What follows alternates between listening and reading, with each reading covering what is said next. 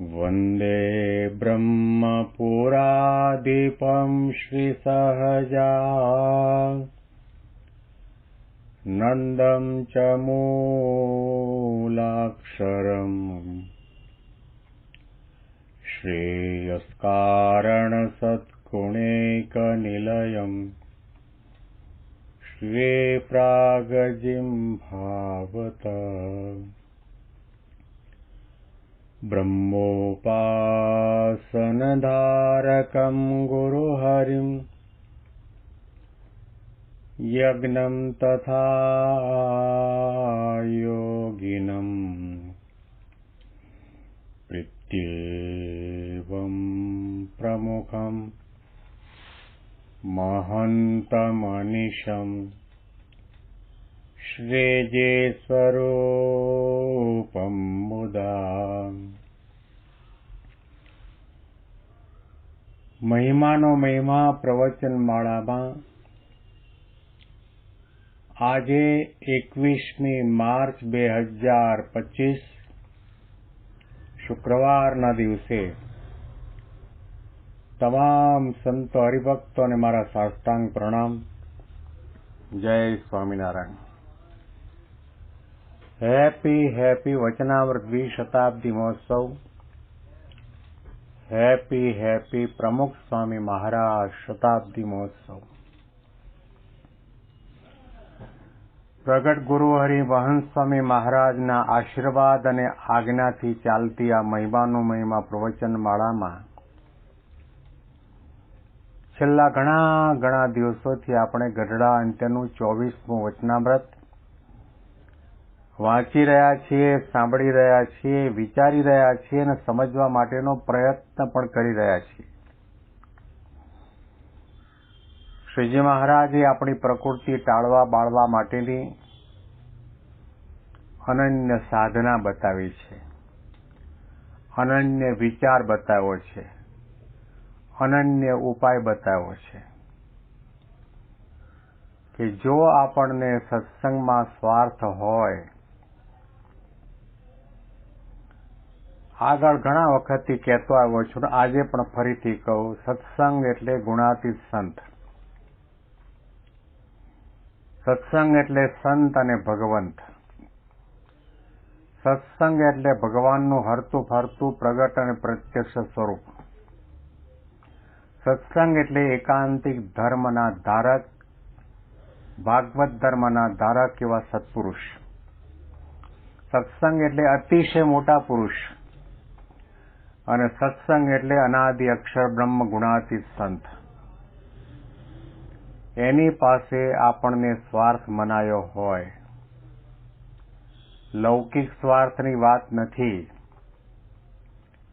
એમને રાજી કરવાનો સ્વાર્થ, એમની આજ્ઞા પાળવાનો સ્વાર્થ, એમના આશીર્વાદ અને કૃપા દ્રષ્ટિ અને રાજીપાથી આપણે બ્રહ્મરૂપ થઈએ એવો સ્વાર્થ, આપણો છેલ્લો જન્મ થાય એવો સ્વાર્થ જો મનાણો હોય તો શ્રીજી મહારાજે કહ્યું કે ગમે તેવી કઠણ પ્રકૃતિ હોય તો પણ ટળી જાય છે. સત્સંગમાં સ્વાર્થ એટલે સત્પુરુષ કહે તેમ કરો. સત્સંગમાં સ્વાર્થ એટલે સત્પુરુષના વચનમાં, ક્રિયામાં 100% શ્રદ્ધા અને વિશ્વાસ.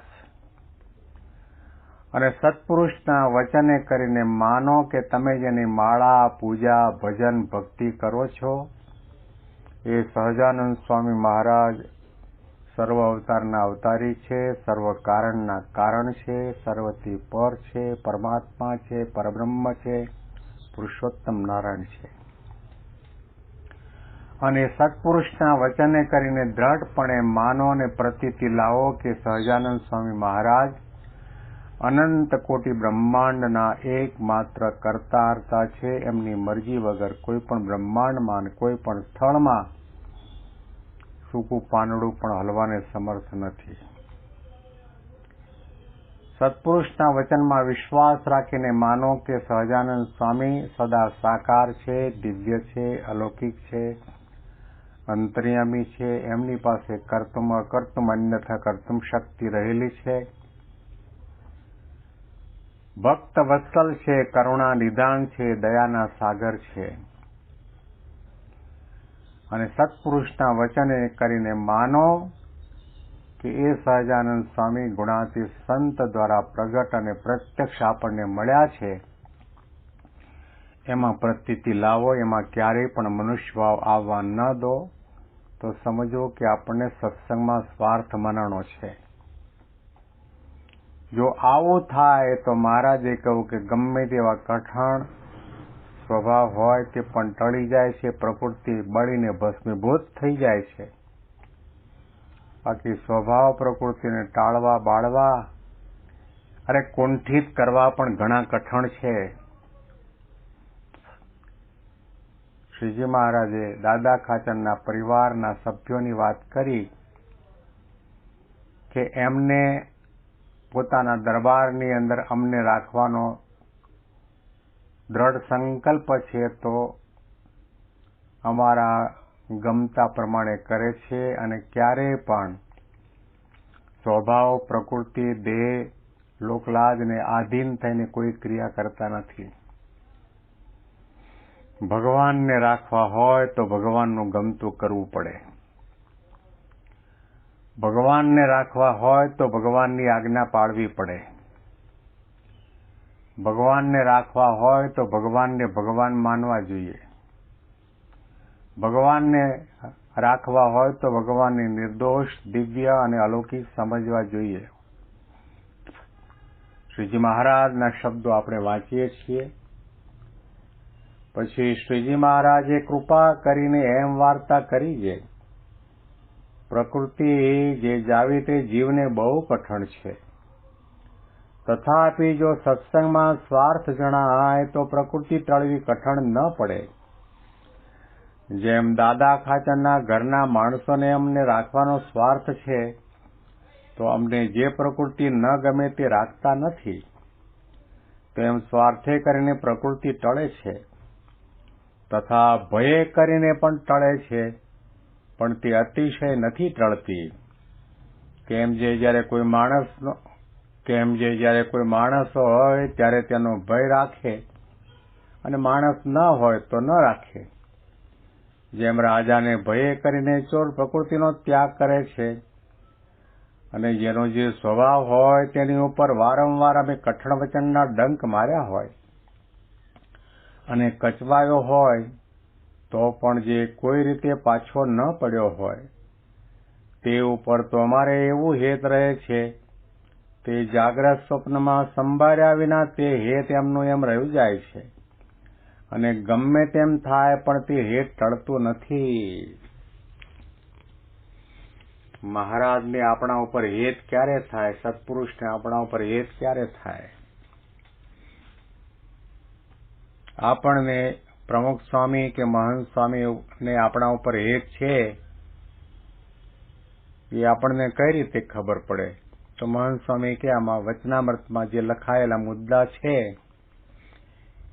અને એ લખાયેલા વચનામૃતોના મુદ્દાને વિચારો કે મહારાજે જે શબ્દો ટાંગ્યા છે એ પ્રમાણે હું સમજુ છું, મહારાજે કહ્યું એ પ્રમાણેનું હું વર્તું છું. સત્પુરુષ કે સત્સંગની અંદર આપણું અપમાન થાય, તિરસ્કાર થાય, વગર વાંકે આપણને વઢે ટોકે તો આપણે મનમાં મૂંઝાઈએ છીએ કે રાજી થઈએ છીએ? આપણને કોઈ વઢે, આપણને કોઈ ટોકે, આપણને આપણી કોઈ ભૂલ બતાવીએ તો આપણને જરા પણ ગમતું જ નથી. તરત આપણે જીભડી 12 હાથની જીભડી લાંબી કરીને ચલાવીએ છીએ. અમને ખબર છે, તમે તમારું કરો, અમારી દાઢી ઓલવવા માટે તમારે આવવાની જરૂર નથી, એમ કહીને એને હળધૂત પણ કરીએ છીએ, એનો અભાવ અવગુણ પણ લઈએ છીએ. પણ આપણને સાચી હિતની ભાવનાથી, આપણું હિત થાય એવી ભાવનાથી આપણું ભૂલ બતાવતા હોય, એ પણ આપણને ગમતું નથી. ધારો કે આપણે કોઈના લગ્ન પ્રસંગમાં ગયા હોઈએ અને મોંઘા મોંઘા કપડાં પહેર્યા હોય અને જમતી વખતે દાળનો કે શાકનો ડાઘો આપણા કોટ ઉપર પડી જાય, આપણને ખબર ન હોય પણ બાજુવાળો આપણને બતાવે કે આ તમારા કોટમાં ડાઘો પડ્યો, આપણે એના ઉપર રાજી થઈએ છીએ. આપણે ઊભા થઈને કોટના ડાઘાને દૂર કરવા માટે પાણીનો પ્રયોગ કરીએ છીએ. પણ આપણા આધ્યાત્મિક માર્ગના કપડાની અંદર કોઈ નાની મોટી ડાઘ લાગ્યો હોય, મલિનતા આવી હોય, કોઈ ભૂલ થતી હોય, આપણે જવું હોય દિલ્હી ને કલકત્તાના રસ્તે ચાલતા હોય ને આપણને કોઈ બતાવે, આપણને નથી ગમતું. ગુણાતીતાનંદ સ્વામીએ પોતાની વાતમાં એટલા માટે કહ્યું કે ડાયો હોય અને વઢે ત્યારે રાજી થાય, અને મૂર્ખ હોય અને વખાણે ત્યારે રાજી થાય. આવું જોતા તો આપણને એમ લાગે કે મારો તો મહામૂર્ખમાં નંબર લાગે.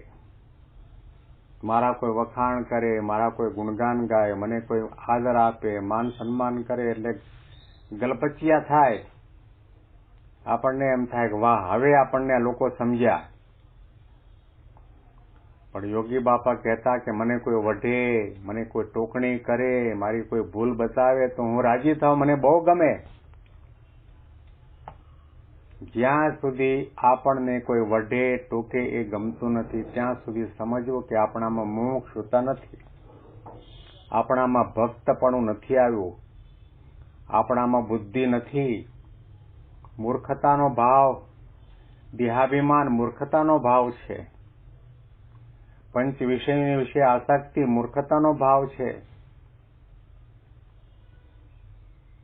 કોઈનો પણ આપણે ગુણ ગ્રહણ કરી શકતા નથી, કોઈનું સારું જોઈ શકતા નથી. એ અભક્તપણું છે, કુસંગ છે, અજ્ઞાન છે, દેહાભિમાન છે. શ્રીજી મહારાજે કહ્યું કે અમે વગર વાંકે કોઈ ભક્તને સંતને કચબાવ્યા હોય, ઘણું વઢ્યા હોઈએ, ટોક્યા હોઈએ, તો પણ સત્સંગમાંથી પાછા ન પડે તો એના ઉપર અમારે એટલું બધું હેત થાય છે કે જાગ્રત સ્વપ્નમાં પણ અમારું હેત ટાળ્યું ટળતું નથી. અખંડ એના ઉપર હેતના ઉભરા આવ્યા કરે. આ ભક્તપણું લાવવાનું છે. એવું ન માનતા કે તમે 5-10 વર્ષથી સત્સંગમાં છો, મોટા દાન ધર્માદા કરો છો, અથવા તો સાધુના કપડાં પહેર્યા પછી સારું સંગીત ગાઓ છો, સારા વક્તા તરીકે કથા વાર્તા કરો છો, સોનાના સિંહાસન બનાવો છો, મંદિરનો વિકાસ કરો છો, જગ્યાઓ લો છો એટલે તમે બહુ મોટા સાધુ, બહુ મોટા હરિભક્ત ભૂલી જજો. તમારી કોઈ પણ નાની મોટી ભૂલ બતાવે એમાં તમે રાજી થાવ છો? વિચારવા જેવો મુદ્દો છે. કોઈ કોબરા સાપ હોય ને ભૂલે ચૂકે એની પૂંછડી ઉપર પગ પડ્યો ને હાથ એક ઊંચો થાય, એટલો લાલ પીળો થઈ જાય. અને જેણે ભૂલ બતાવી હોય એને બદનામ કરવા માટે, એને સત્સંગમાં આવતો બંધ કરવા માટે એટલા ધમપછાડા કરે ને એટલા કાવતરા કરે, વાત જવા દો. ક્યાં સાધુપણું રહ્યું, ક્યાં ભક્તપણું રહ્યું? કારણ કે એક વસ્તુ તો નક્કી છે, આપણને આપણી ભૂલ દેખાશે નહીં. આપણે આપણા આધ્યાત્મિક માર્ગમાં ક્યારેય પણ અંતરદ્રષ્ટિ કરતા નથી, પાછો વાળીને જોતા નથી. હું શું કરવા માટે આવ્યો છું, શું કરી રહ્યો છું, વિચારને પામ્યા નથી. આજ આપણા વર્તુળમાં આપણા આજુબાજુના લોકો જ આપણને કહેશે કે તમે આ ભૂલ કરી, તમારે આવું ન બોલવું જોઈએ, આવું કેમ બોલ્યા, એવું કહેવાવાળા આજુબાજુવાળા હશે, પણ એ આપણને નથી ગમતું. અને આજુબાજુવાળા કહેશે ત્યારે જ આપણને જાણપણું આવશે, ત્યારે આપણને દેખાશે કે નહીં, મારા કપડામાં ડાઘા પડ્યા છે. શ્રીજી મહારાજે કહ્યું કે આ સત્સંગની અંદર ઘણા લોકો આપણને ભ્રમરૂપ કરવા માટે જ આવ્યા હોય છે. ભ્રમરૂપ થવા માટે આવ્યા હોય બહુ ઓછા. આપણી ખોડ ખાપણ કાઢવા વાળા, ભૂલો બતાવવા વાળા, સ્વભાવ બતાવવા વાળા, ખામી બતાવવા વાળા ઢગલાબંધ મળશે. પણ કોઈ એમ કે ખરો છાતી ઉપર હાથ રાખીને કે હું સત્સંગમાં બ્રહ્મરૂપ થવા માટે આવ્યો છું, મારા દોષ સ્વભાવ પ્રકૃતિ ટાળવા બાળવા માટે આવ્યો છું. ભગવાન અને સંત મારા ઉપર અખંડ હેતની વર્ષા કરે, આશીર્વાદની વર્ષા કરે, રાજીપાની વર્ષા કરે, એવું કરવા માટે હું આવ્યો છું. આવો વિચાર આપણને કેટલાને રહેશે? શ્રીજી મહારાજના શબ્દો બહુ ધારવા વિચારવાની જરૂર છે. આના અનુસંધાનમાં વિશેષ વાતો આપણે આવતીકાલના પ્રવચનમાં સાંભળીશું. તમામ સંતો હરિભક્તોને મારા સાષ્ટાંગ પ્રણામ. જય સ્વામિનારાયણ.